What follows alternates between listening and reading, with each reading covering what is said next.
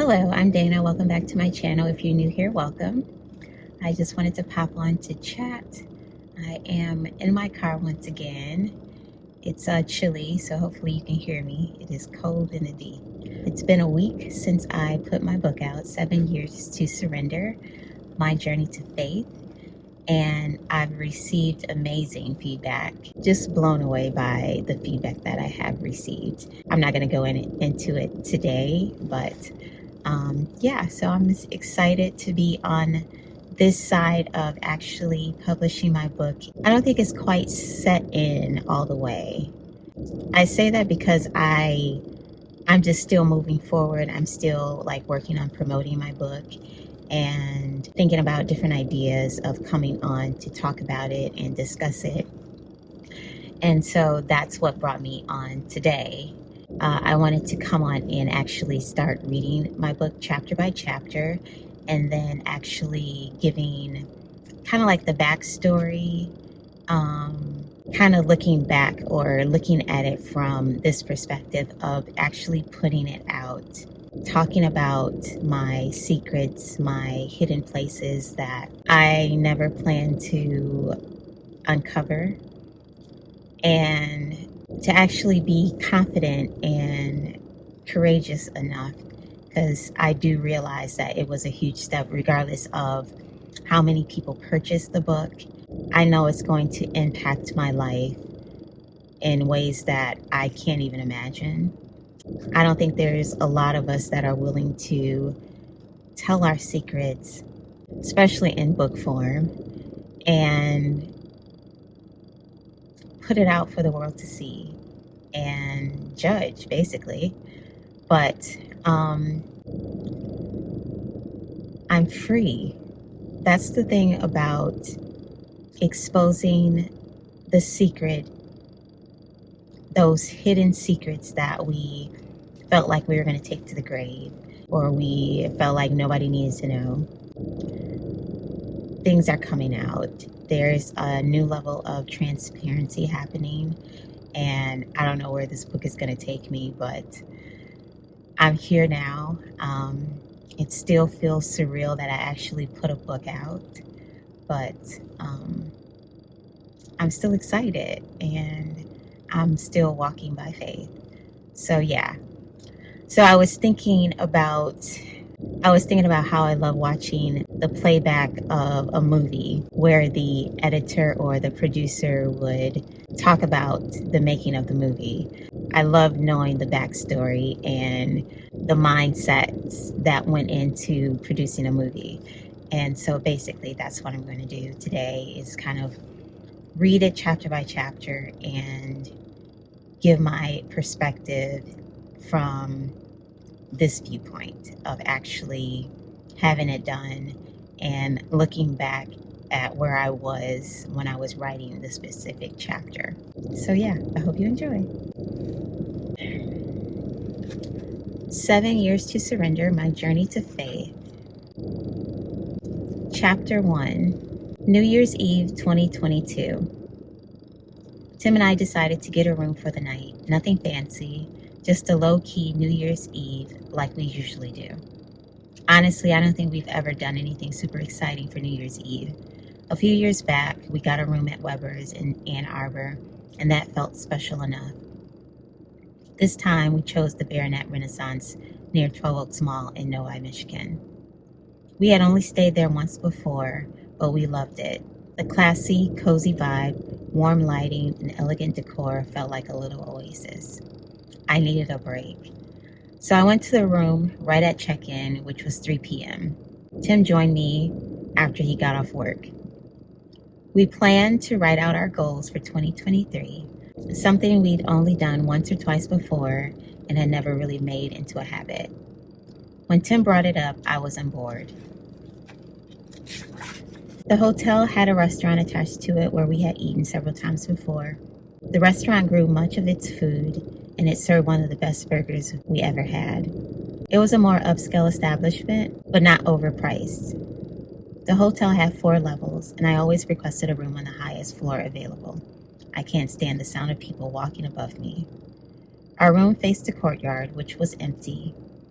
Taupe textured wallpaper softened the walls, and the carpet was a gentle gray taupe plush underfoot. After settling in, I checked the restaurant for New Year's Eve celebration availability, and although there were still tables open, the cost was higher than I wanted to spend.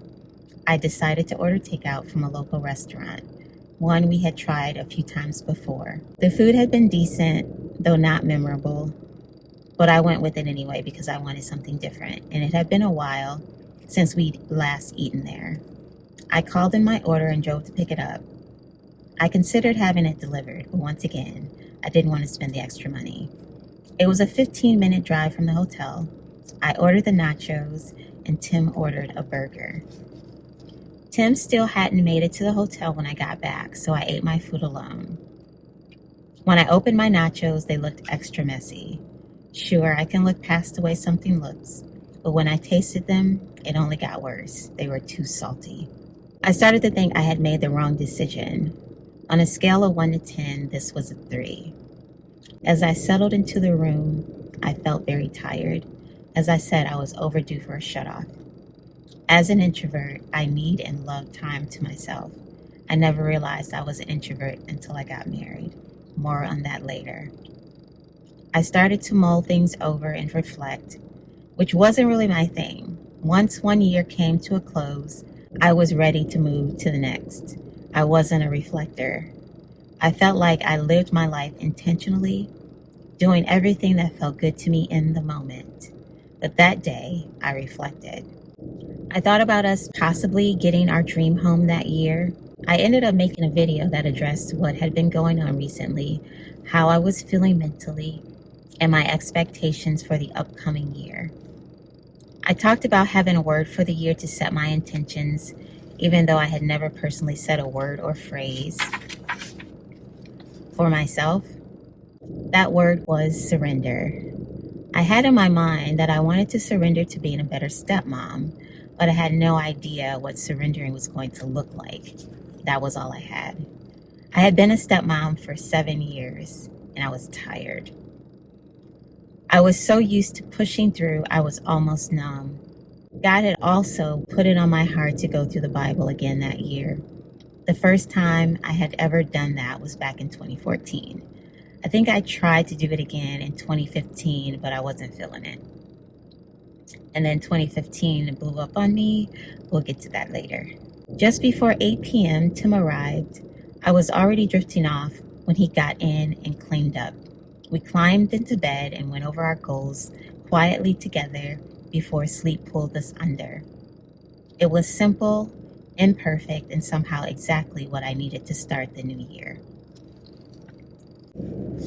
I believe I got the title for this book around May of 23, and Tim and I had been married. That was our 7-year anniversary, and that's when I got the title. 7 years to surrender, because it had been 7 years of being married. And a situation had happened. I don't want to talk about it right now because it's gonna talk about it later on in the book. But I think it was either 21 or 22 when a situation happened, and it was basically traumatizing, if I can put a word to it. And when I sat there to really think about how my year was going to look, how I wanted it to look, I was just trying to conceptualize like actual action items that I could do for the year to accomplish my goals. And I think I might still have that list. From then, like, I didn't put a lot of pressure on myself when I first started writing the book, or ever really. When I started writing, I didn't have like a plan set up to write this book. This is my first book, by the way. I didn't put together a plan for even writing the book. I don't know if that was a goal. I don't know if writing a book was a goal or not. But when I finally started to write, it came to me to start the book with me setting my goals in that hotel room and how I was feeling and what I had been going through. I just wanted to just sit in that moment and really process how I was feeling. So this chapter is just basically setting the tone for how I was feeling and that place when I felt like I needed to surrender. It was a nice little getaway. We only stayed in the hotel one night. And Tim and I were in a pretty good place at that time. I was just tired. I was just tired of struggling, tired of pushing through, wanting to see change. I had already done all of the work. I had went to therapy. The situation with the kids was a known factor in our relationship. It was that 80-20 rule in a relationship. And our thing was the kids. I don't have any biological kids. So when I came into the relationship, it was like I was walking into a lot of different situations that I had never experienced. And I've never had any problem with kids. I didn't think I would have major issues with the kids, even though I knew it was going to be an adjustment. And clearly it took me 7 years to adjust. I'm so thankful, though, that Tim and I knew that we had come back together for a purpose. And even though we had been struggling for 7 years, we knew we were still meant to be together. Even in my lowest place, I was still confident and still held on to faith that the situation would work out. Before I got married, I was always used to pouring into myself. Like, I did a lot of things by myself, not even realizing that I was an introvert. But I moved to Cincinnati and I was there for 8 years, and I enjoyed my own company. I traveled by myself. I went out to eat by myself. I went to the movies by myself, like whatever. I didn't let being single keep me from doing anything. So that was the life that I had designed for myself.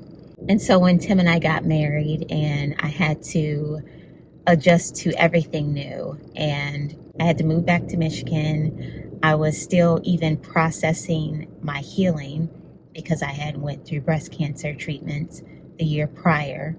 So, and I hadn't even really fully processed all of that. In the 7 years that we had been married, I had been used to doing the work.